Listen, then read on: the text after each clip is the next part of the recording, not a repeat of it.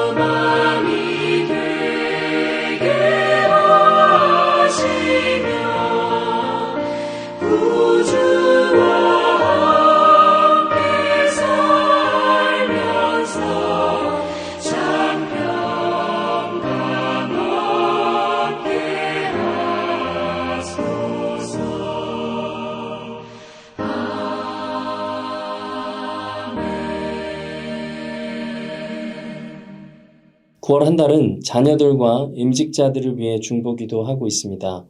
오늘은 새 학기를 시작한 우리 자녀들에게 지혜를 부어주시고 하나님과 동행하는 가을이 되게 하소서. 이 기도 제목으로 이 시간 함께 기도하겠습니다. 기도하시겠습니다.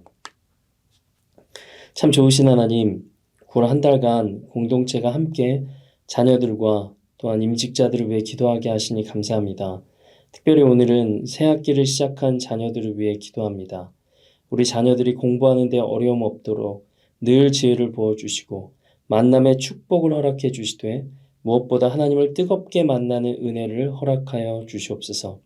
날마다 하나님과 동행하는 자들이 되게 하시고 이 아이들에게 말씀으로 늘 그 길을 보여주시고 인도하여 주셔서 이들의 삶을 통해 하나님을 증거하고 보여주는 데 쓰임받게 하여 주시옵소서. 이제 오늘 예배를 위해 기도합니다. 이 새벽에 주시는 말씀이 우리의 심령에 새겨지게 하시고 하나님의 말씀을 삶에 순종하고 적용하는 우리 모두 되게 하여 주시옵소서. 감사드립니다. 예수님의 이름으로 기도드립니다. 아멘. 오늘 우리에게 주신 하나님의 말씀은 사도행전 1장 15절에서 26절까지의 말씀입니다. 함께 읽겠습니다. 모인 무리의 수가 약 120명이나 되더라. 그때 베드로가 그 형제들 가운데 일어서서 이르되 형제들아, 성령이 다윗의 입을 통하여 예수 잡는 자들의 길잡이가 된 유다를 가리켜 미리 말씀하신 성경이 응하였으니 마땅하도다. 이 사람은 본래 우리 수 가운데 참여하여 이 직무의 한 부분을 맡았던 자라. 이 사람이 불의의 삭스로 밭을 사고 후에 몸이 곤두박질하여 배가 터져 창자가 다 흘러나온지라. 이 일이 예루살렘에 사는 모든 사람에게 알려져 그들의 말로는 그 밭을 아겔다마라 하니 이는 피밭이라는 뜻이라. 시편에 기록되었으되 그의 거처를 황폐하게 하시며 거기 거하는 자가 없게 하소서 하였고 또 일러스되 그의 직분을 타인이 취하게 하소서 하였도다. 이러함으로 요한의 세례로부터 우리 가운데서 올려져 가신 날까지 주 예수께서 우리 가운데 출입하실 때에 항상 우리와 함께 다니던 사람 중에 하나를 세워 우리와 더불어 예수께서 부활하심을 증언할 사람이 되게 하여야 하리라 하거늘 그들이 두 사람을 내세우니 하나는 바사바라고도 하고 별명은 유수도라고도 하는 요셉이요 하나는 matti아라. 그들이 기도하여 이르되 무사람의 마음을 아시는 주여 이 두 사람 중에 누가 주님께 택하신 바 되어 봉사와 및 사도의 직무를 대신할 자인지를 보이시옵소서. 유다는 이 직무를 버리고 제 곳으로 갔나이다 하고 제비 뽑아 matti아를 얻으니 그가 11 사도의 수에 들어가니라. 아멘. 기도로 준비하고 기도로 결정하라 라는 제목으로 하나님 말씀 증거하겠습니다. 오늘 본문은 예수님의 승천 이후에 성령님을 기다리던 제자 공동체의 모습을 보여줍니다. 흥미로운 점은 베드로가 시편을 해석하며 설교를 하고 있다는 사실입니다. 베드로는 어부였고 사도행전 4장 13절을 보면 학문 없는 범인으로 불리던 사람입니다. 평범한 사람이라는 뜻이죠. 이런 그가 시편을 인용해서 유다의 배반을 해석하고 사도를 세우는 통찰을 제시하고 있습니다. 여기서 우리는 중요한 질문을 던지게 됩니다. 어떻게 베드로가 이런 설교를 할 수 있었는가? 신학교에서 원어와 배경을 연구를 해도 베드로처럼 성경을 예수님 중심으로 풀어내기는 쉽지 않습니다. 설교란 성령님의 종명하심 안에서 말씀 연구가 예수님의 복음으로 이어질 때 가능한 것이기 때문입니다.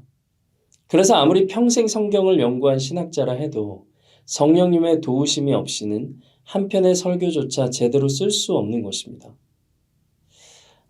어제 말씀의 14절 말씀은 여자들과 제자들이 다 같이 모여 오로지 기도에 힘쓰더라 이렇게 기록하고 있습니다.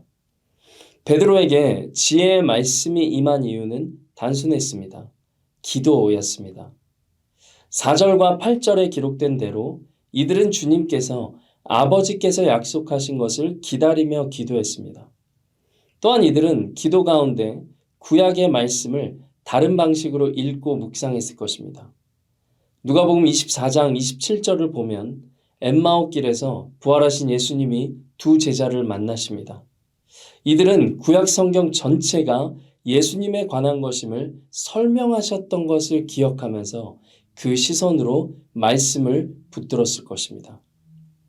여기에 지난 3년간 예수님과 함께했던 기억도 돌아봤을 것입니다.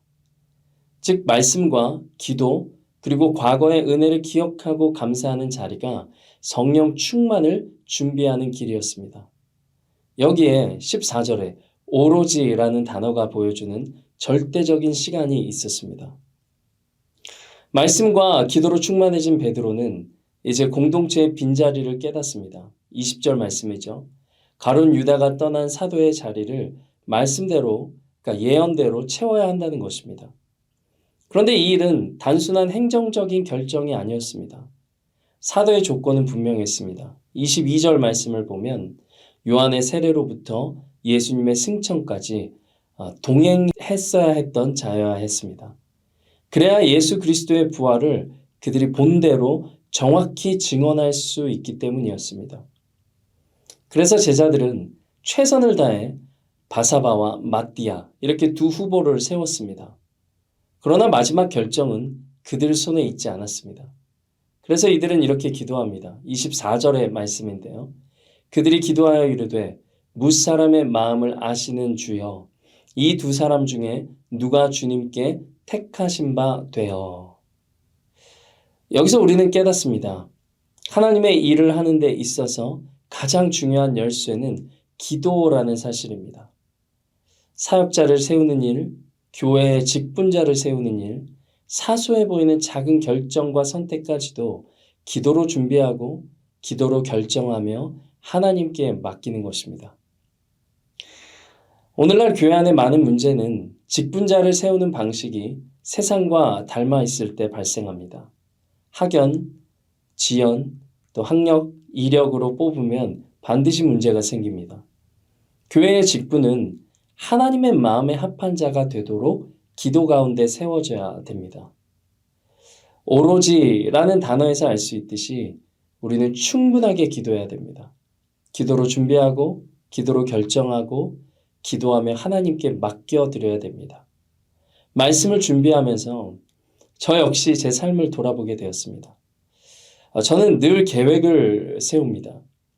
하지만 그 계획 위에 하나님의 기름 부으심을 구하는 기도를 얼마나 했는지를 돌아보게 되었습니다. 때로는 제 힘과 의지로 사역을 이루려고 할 때가 참 많았습니다. 그래서 오늘 말씀은 저를 다시 하나님 앞에 무릎 꿇게 만들었습니다.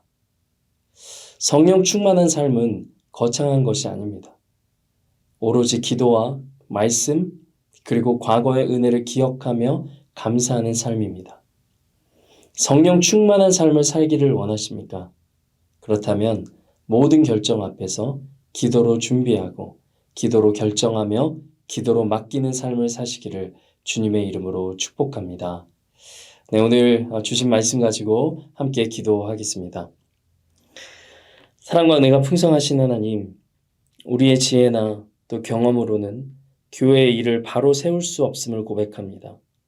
제자들이 그렇게 했듯이 먼저 기도로 준비하게 하시고 말씀으로 충만하게 하여 주시옵소서.